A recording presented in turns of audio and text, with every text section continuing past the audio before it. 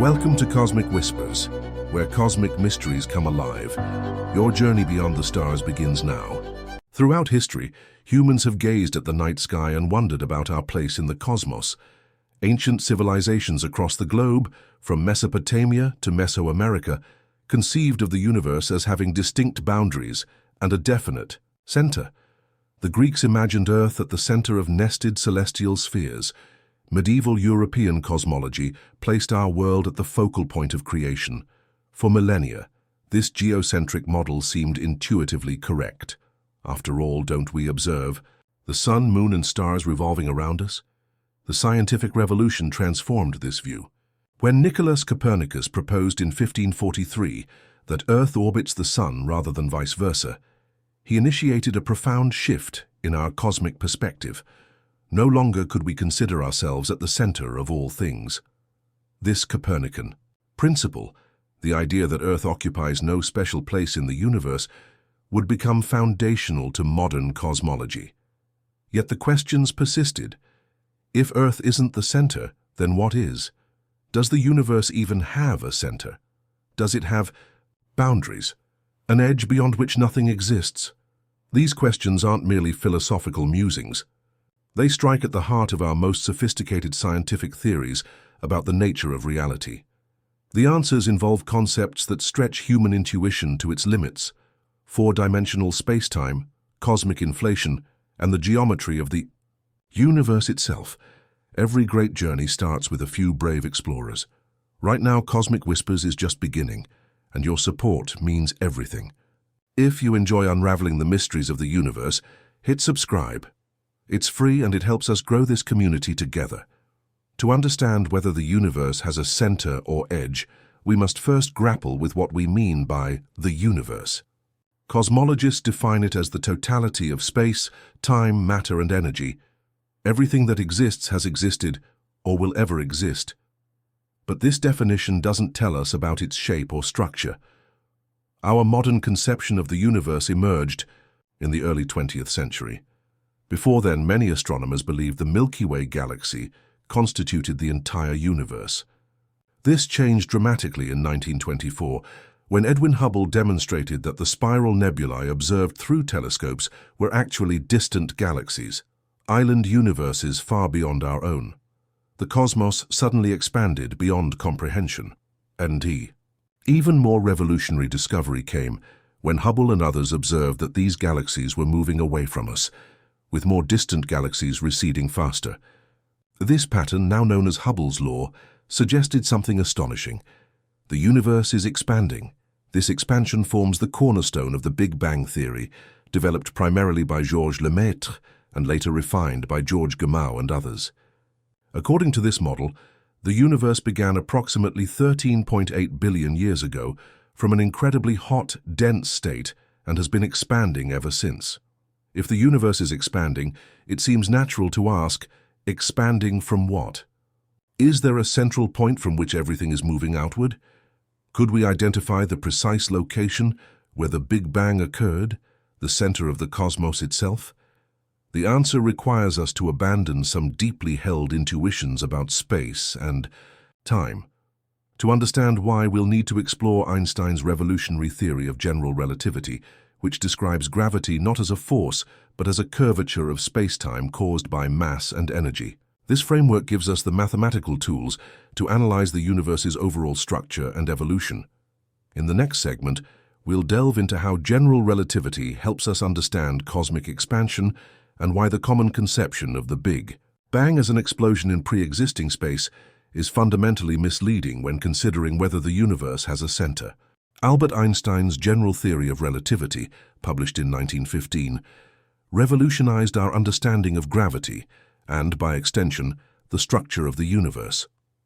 Rather than viewing gravity as a force acting across space, Einstein described it as a warping of space-time itself, a four-dimensional fabric in which massive objects create dents that influence the motion of everything around them.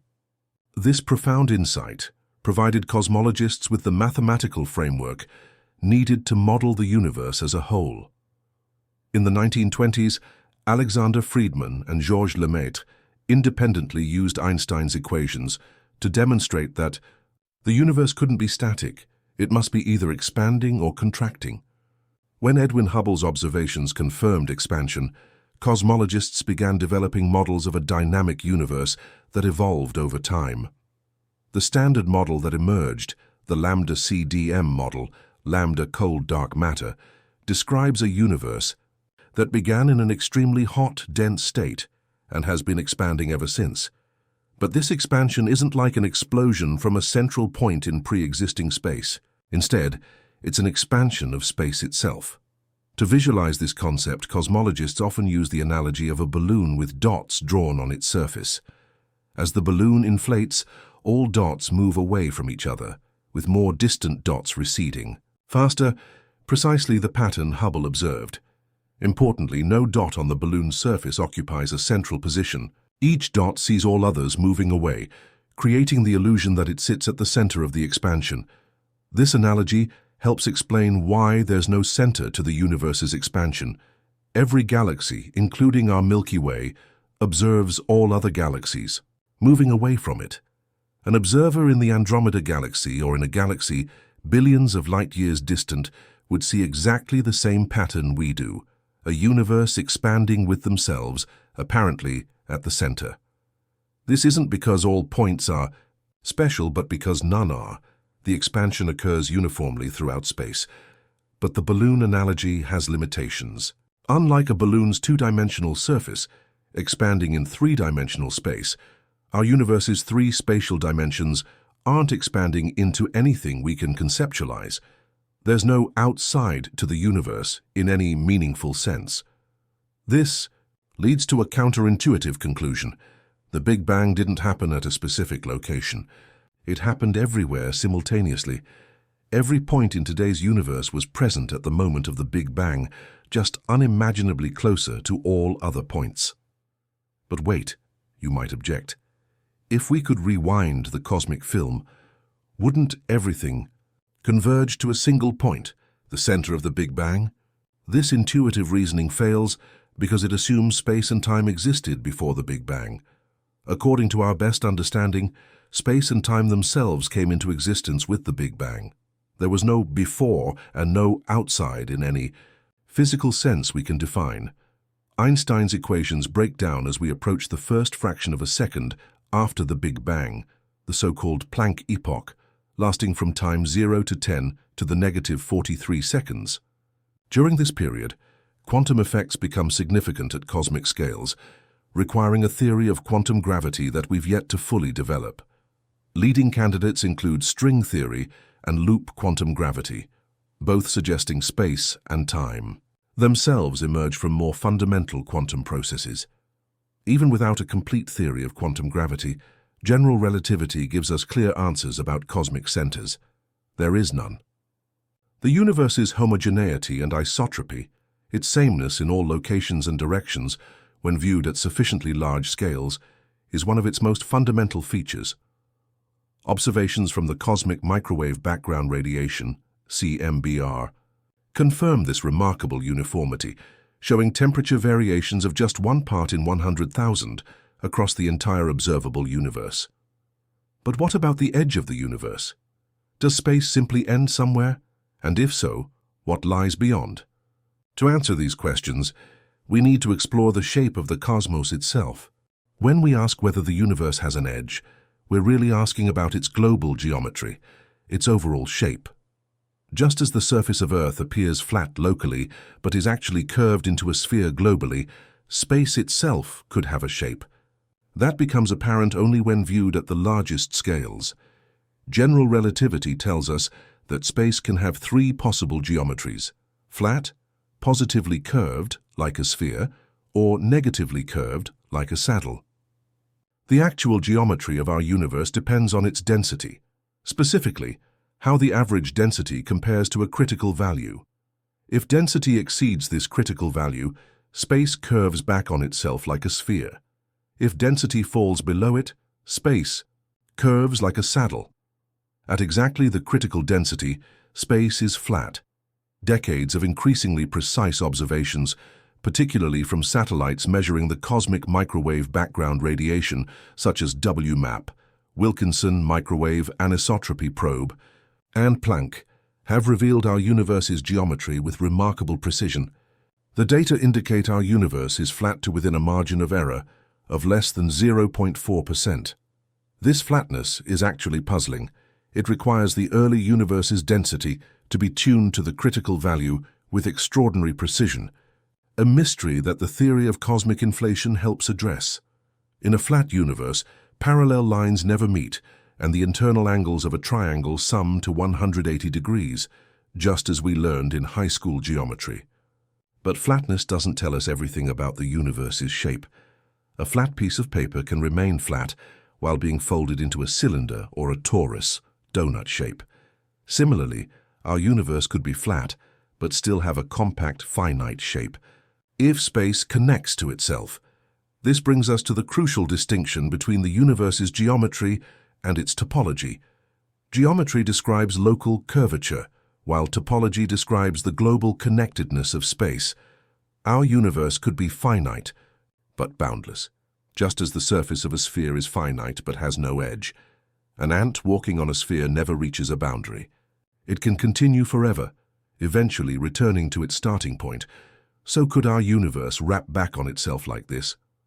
Astronomers have searched for evidence of such cosmic topology by looking for repeated patterns in the CMBR or searching for identical galaxies in different parts of the sky, which would suggest light has traveled around the universe multiple times. So far, no convincing evidence has been found for such a compact universe, suggesting that if our universe does wrap around, it does so on a scale larger than the observable universe. This brings us to another crucial distinction: the difference between the observable universe and the universe as a whole. Our observable universe consists of everything we can potentially see, regions from which light has had time to reach us during the 13.8 billion years since the Big Bang. This creates a spherical bubble centered on Earth with a radius of approximately 46.5 billion light-years. The distance is greater than 13.8 billion light-years because space itself has expanded while the light traveled. Beyond our observable universe lies more universe, more galaxies, stars, and planets that we cannot see because their light hasn't had time to reach us. If space is infinite, as current data suggest, then this unobservable universe extends forever in all directions. An infinite universe has neither center nor edge, but infinity brings challenges of its own. In an infinite universe with the same physical laws and conditions everywhere, every possible configuration of particles must occur not just once, but infinitely many times. This would mean there are infinite versions of Earth, of you, of every possible history playing out somewhere in the cosmos. While mathematically implied by infinitude, combined with the cosmological principle, such conclusions strain philosophical and physical interpretation.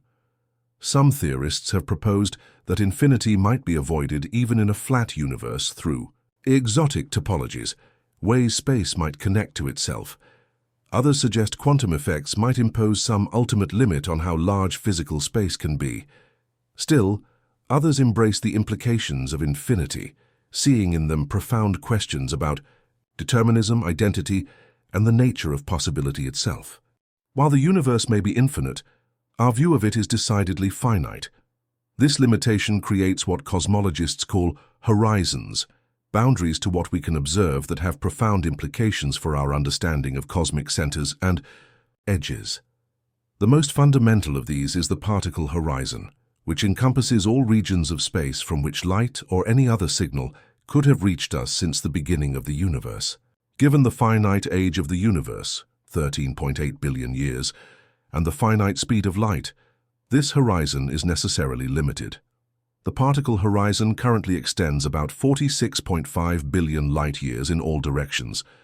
Defining our observable universe, this figure exceeds the 13.8 billion light-years one might expect, because space itself has been expanding while light travels through it. The most distant objects we can see emitted their light when they were much closer to us than they are now. In fact, many galaxies whose ancient light we detect today have since been carried far beyond our particle horizon by cosmic expansion and are no longer observable, even in principle, Beyond the particle horizon lies the unobservable universe, regions too far away for their light to have reached us yet. But there's another, perhaps more profound horizon, the cosmic event horizon. Due to the accelerating expansion of the universe, there are regions of space from which light emitted today will never reach us, no matter how long we wait. The current radius of this event horizon is approximately 16 billion light-years. As the universe continues expanding at an accelerating rate, driven by the mysterious force called dark energy, more and more of the cosmos becomes forever unobservable. Galaxies currently visible will eventually cross this event horizon, their light redshifted to undetectability before fading completely from our view. In the far future, observers in our galaxy would see only a relatively small island of nearby galaxies in an otherwise empty universe, with all evidence of the broader cosmos having disappeared. These horizons don't represent physical edges of the universe. They're merely the limits of what we can observe from our particular vantage point. Every point in the universe has its own unique observable bubble, its own horizons. This reinforces the absence of any special central point in the cosmos. The Big Bang theory might suggest another kind of edge, a temporal one. If the universe began 13.8 billion years ago, isn't that a boundary of sorts? Indeed, conventional Big Bang cosmology implies a beginning of space and time, a temporal edge beyond which physics as we understand it breaks down. However, several theoretical frameworks challenge this notion.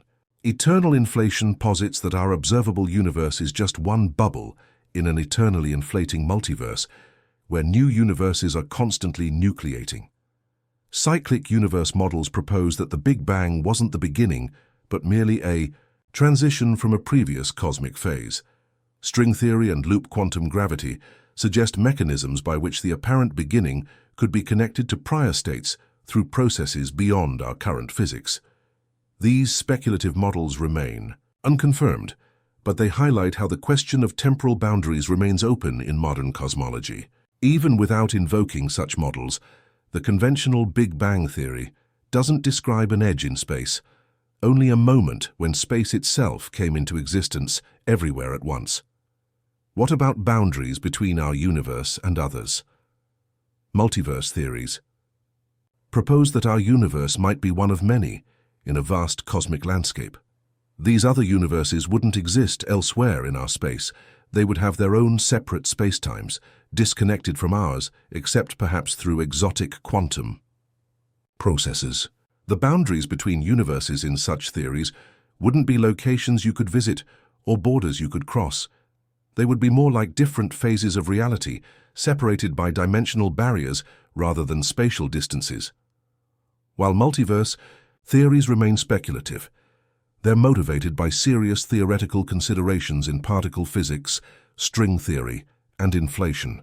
If confirmed, they would further complicate our understanding of cosmic centers and edges, suggesting our entire observable universe might be just one region in a much larger reality with its own complex structure. For now, the horizons of the observable universe represent the practical limits of our cosmic knowledge, not because space ends there, but because our ability to gather information ends there. In the early 1980s, physicist Alan Guth proposed a revolutionary addition to Big Bang cosmology: cosmic inflation. This theory suggests that when the universe was incredibly young, approximately 10 to the negative 36 seconds old, it underwent a period of exponential expansion, doubling in size every 10 to the negative 35 seconds or so. This brief but dramatic growth spurt increased the universe's size by a factor of at least 10 to the 26, and possibly much more, before settling into the more gradual expansion we observe today. Inflation elegantly solves several major problems in cosmology. It explains why the universe appears flat, why the cosmic microwave background radiation has nearly the same temperature in all directions, the horizon problem, and why we don't observe magnetic monopoles or other exotic relics predicted by grand unified theories. These puzzles had troubled cosmologists for decades before inflation provided a compelling solution. The mechanism driving inflation was a high-energy quantum field called the inflaton field. As this field rolled from a high-energy state toward its lowest energy configuration, it released tremendous energy, causing space itself to expand exponentially. When inflation ended, a process called reheating, this energy converted into ordinary particles and radiation, setting the stage for conventional Big Bang evolution. What does inflation tell us about cosmic centers and edges? For one thing, it explains the extraordinary uniformity of our observable universe. Regions that appear disconnected today, sending light toward us from opposite directions in the sky, were actually in close contact before inflation drove them apart. This accounts for their similar properties without requiring any special central point or preferred direction in space. But inflation has even more profound implications. According to theories developed by Andrei Linde, Alexander Vilenkin, and others, inflation might not have ended everywhere at once. In some regions, the inflaton field would have settled into its lowest energy state, ending inflation and allowing stars and galaxies to form. But in other regions, quantum fluctuations would have pushed the inflaton field back to higher energies, continuing the inflationary expansion. This process, called eternal inflation, would create an ever-expanding tapestry of bubble universes, each with potentially different physical constants and laws of physics. Our observable universe would be just one bubble in this vast multiverse, like a single drop in an endless cosmic ocean. If eternal inflation is correct, the universe as a whole has neither center nor edge. It extends infinitely in all directions, and will continue expanding forever. New bubble universes will constantly form, each one potentially becoming infinite in its own right. The multiverse would be not just spatially infinite, but also infinite in its creative potential, generating every possible configuration of physical laws allowed by the underlying theory. Some bubble universes might be hospitable to life, while others might be barren due to different values of fundamental constants. This has led to the controversial anthropic principle, the idea that we shouldn't be surprised to find ourselves in a universe compatible with our existence, since we couldn't exist otherwise to make the observation. Critics argue this approach abandons the traditional scientific goal of explaining why physical constants have their specific values. Even if eternal inflation is correct, we may never directly observe other bubble universes. They lie beyond our cosmic horizon, separated from us by expanses of space-time, still undergoing inflationary expansion. At best, we might detect subtle signatures of cosmic bubble collisions in the cosmic microwave background radiation, places where another universe may have grazed our own in the distant past. Several teams of astronomers have searched for such signatures, though none have been conclusively identified.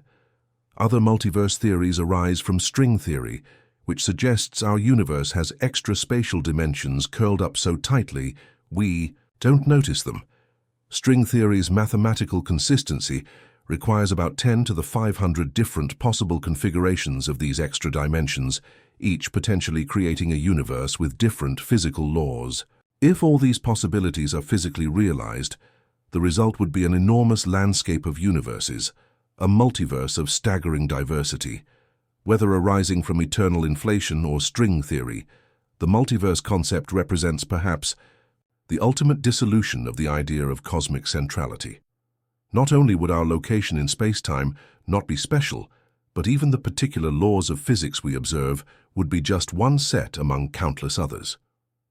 How can we test theories about the universe's shape and size when we can only observe a finite portion of it?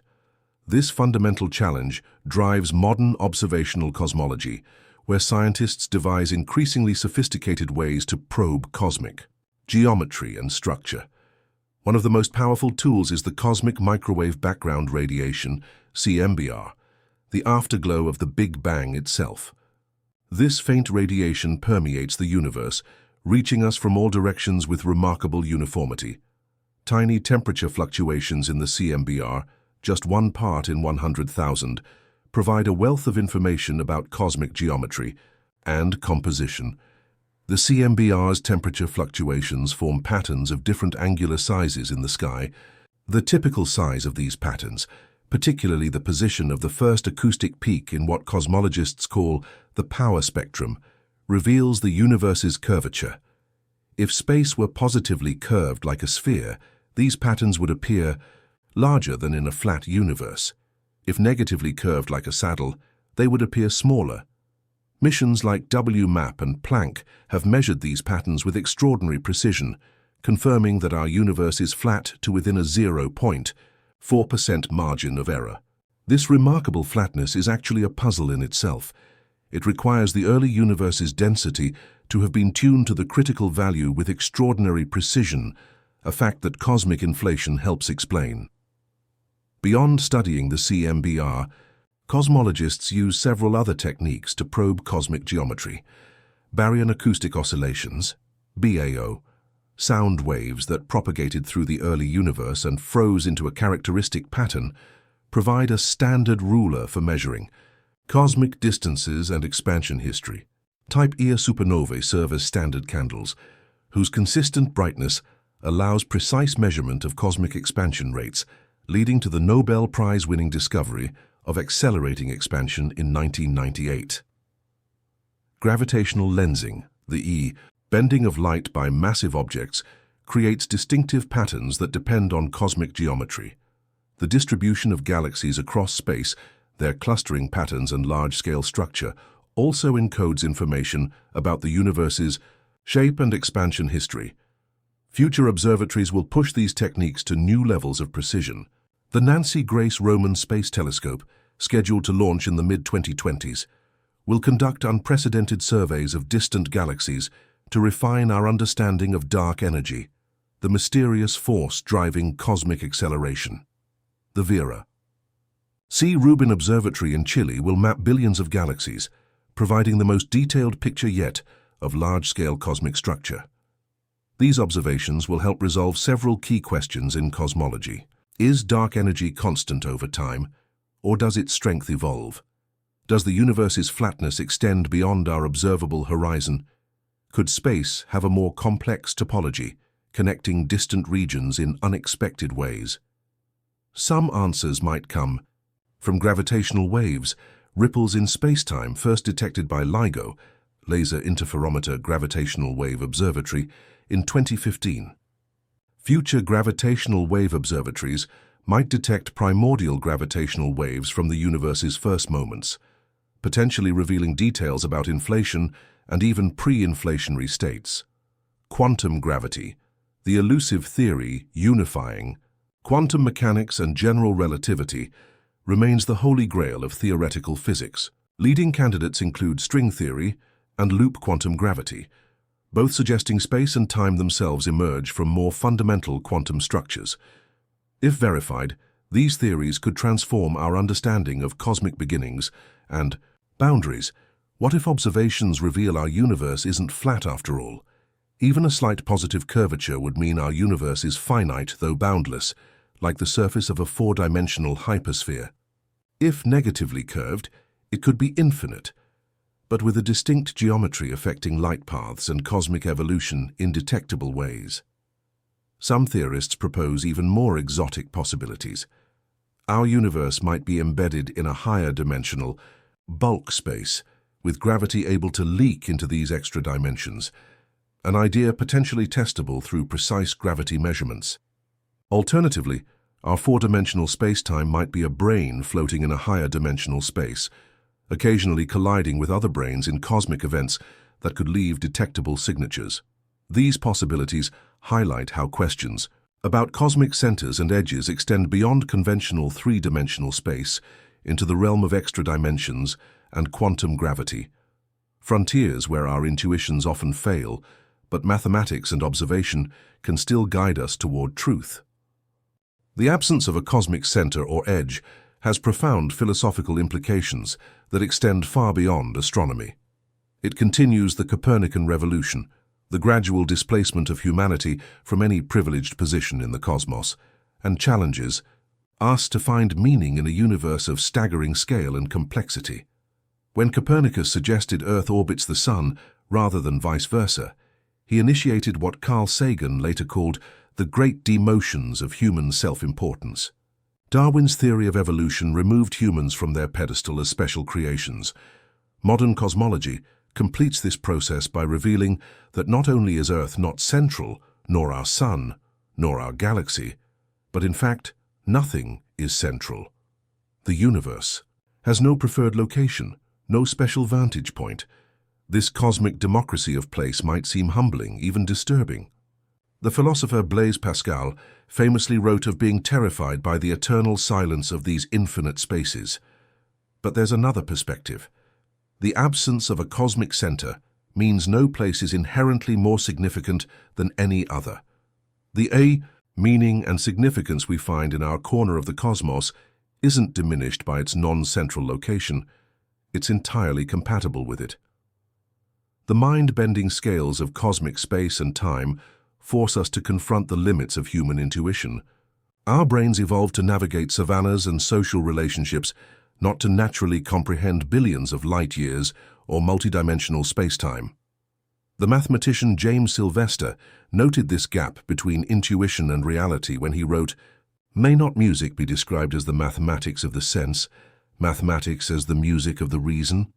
Modern cosmology is indeed a kind of mathematics of reality, a description that often transcends what we can directly visualize, but nonetheless captures profound truths. We must resort to analogies and models, knowing they're incomplete, but finding in them pathways to genuine understanding. Perhaps most profoundly, cosmology reveals our deep connection to the universe itself. The carbon in our bodies, the iron in our blood, and the calcium in our bones were all forged in dying stars billions of years ago. As astronomer Carl Sagan poetically observed, "We are a way for the cosmos to know itself." This perspective offers a different kind of centering, not a geometric centrality, but a recognition of our unique capacity to comprehend the cosmos that created us. Though we occupy no special place, we possess special capabilities: consciousness, curiosity, and the scientific method that allows us to discover truths about realms far beyond our direct experience. The question of whether the universe is finite or infinite remains open and may always include some speculative element. A truly infinite universe would contain infinite copies of every possible configuration of matter and energy, including, theoretically, infinite versions of Earth and every person on it. This notion challenges our concepts of identity and uniqueness in ways philosophers are only beginning to explore. Even without invoking such speculative scenarios, the sheer scale of the observable universe, containing hundreds of billions of galaxies, each with hundreds of billions of stars, suggests that life and even intelligence might be widespread, though separated by vast distances.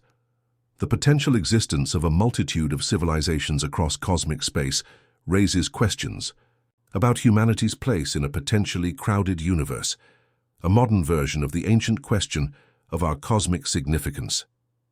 Whether alone or one among many, humanity faces a universe whose vast scales and timespans dwarf our own. Yet through science, we've managed to comprehend much about this cosmos, its origin, evolution, structure, and possible futures. This achievement represents something remarkable.